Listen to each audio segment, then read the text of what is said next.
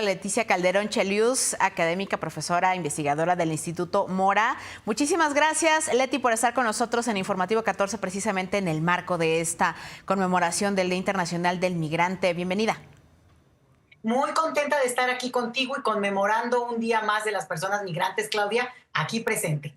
¿Cómo está en este momento nuestro país, este 2024, en la cuestión migratoria, sabiendo que evidentemente esta es una cuestión que tiene que ver a nivel regional con muchas otras variantes? ¿Cómo estamos al respecto en este escenario actualmente?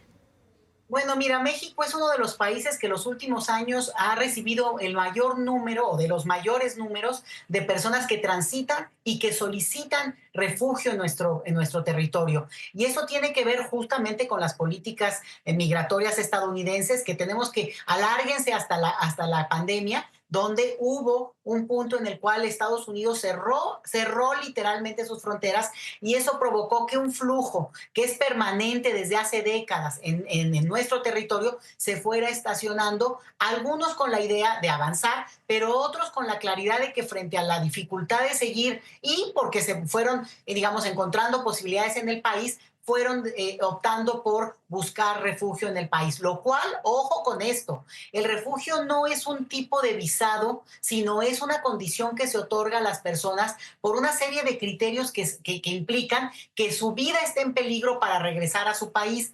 Por tanto, no todo mundo al final accede a la condición de refugiado. Y esto es un problema muy grave porque hay muy pocas opciones de migración a nuestro país. Vaya paradoja.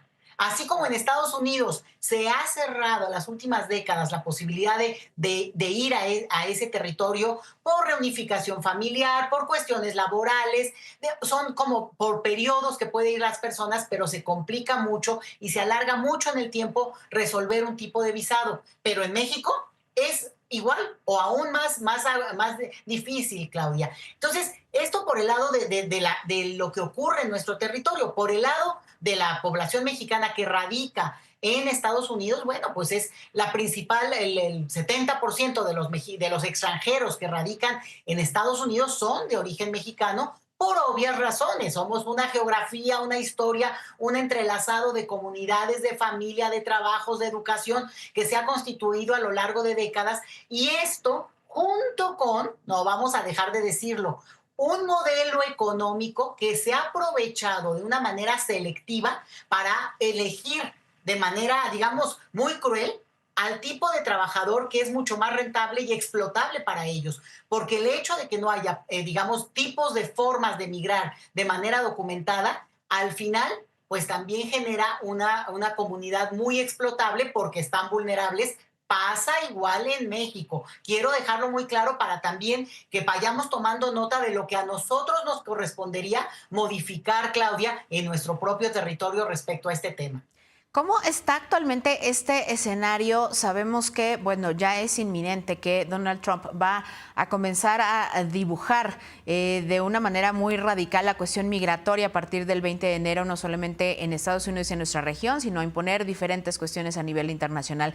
Y en lo que compete a la cuestión migratoria, este tema de que está diciendo que va a haber deportaciones masivas a partir de la llegada del 20 de enero, ¿cuál crees tú que sería el impacto no solamente en la cuestión del regreso de los connacionales hacia nuestro país, sino también, por supuesto, que abarcando la importancia que representan los millones de mexicanos que están allá, que hacen las contribuciones tan importantes a los impuestos, al consumo y también, por supuesto, a toda la cadena de servicios y de producción que hay en Estados Unidos? ¿Tú crees que va a ser tan fácil este escenario que se prevé por parte de Donald Trump?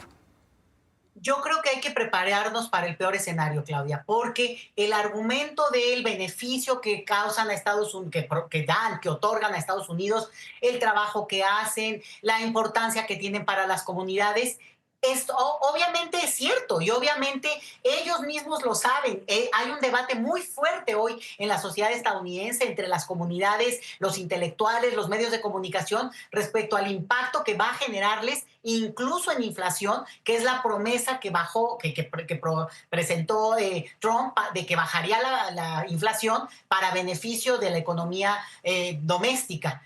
Pero ese es un argumento de ellos. y hay que seguirlo, pero es un argumento, si les afecta, mira, que les afecte. El punto es la preparación que debe haber desde México, y ahí te diría yo algunas cifras. Se calcula que hay 230,000 connacionales mexicanos que tienen ya un documento de salida, que quiere decir que ya pasaron por un juicio de deportación, que incluso podría ser que apelaron, pero que perdieron el juicio. Y por tanto, esas personas son localizables, digo, podrían esconderse, pero entramos ya en una cuestión donde ya hay una persecución muy obvia, pero efectivamente la autoridad migratoria estadounidense podría ubicarlos y por tanto estaría ya en la antesala de la deportación, ahí sí inminente.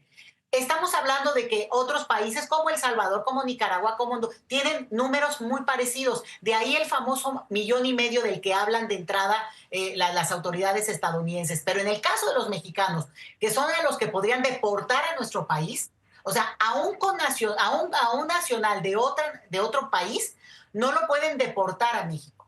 El enviarlo a México tendría que decirse de otra manera, pero eso no es deportación jurídicamente hablando. Es decir, sería un acuerdo en el cual México, al final de cuentas, acepte otras Sí, como tercer país nacionalidades, receptor.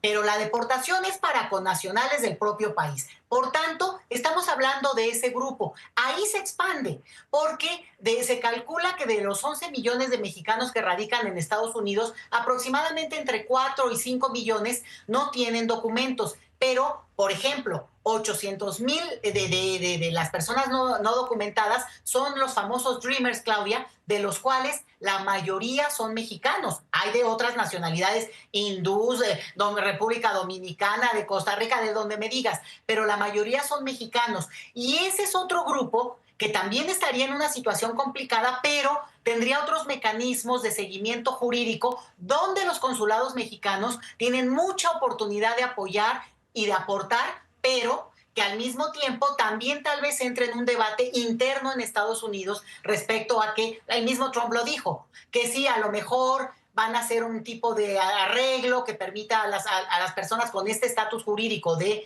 Dreamers, que es el resultado de una acción ejecutiva presidencial, así es, desde Obama. Bueno, entonces cada grupo tiene una situación diferente, pero ahorita estaríamos hablando, como te digo, de un número que sí tendríamos en México que prepararnos, es muchísima gente. O sea, una persona es mucho porque es ser forzada a regresar. Lo único que no podemos también omitir, Claudia, es el hecho de que todos los días hay migración forzada en el sentido de deportación, bueno, y también forzada en otros sentidos, pero el retorno forzado de mexicanos al país, y nosotros desde acá tenemos muchos elementos para preparar ese retorno, con elementos, y tú lo decías en el reportaje, documentos, facilidad, incluso la información a la población, de decir, a ver, son mexicanos, ya dejen de discriminar porque es tu primo, es tu hermano, es tu compadre. Es la historia de México, un país que ha tenido esta relación migratoria desde hace más de un siglo y medio. Pues combinada y por supuesto, pues estaremos pendientes también de cómo va el reforzamiento por parte de las autoridades de la red consular que tenemos en nuestra Cancillería, que ya está dando los pasos precisamente para cuando llegue a registrarse este escenario. Muchísimas gracias, Leti, por estar con nosotros. Un abrazote. Gracias a todos y buen día de la conmemoración del Día de las Personas Migrantes, en el sentido de recordarlo y no dejarlo pasar. Y destacar, por supuesto, su labor y su contribución. Muchísimas gracias. Hasta entonces.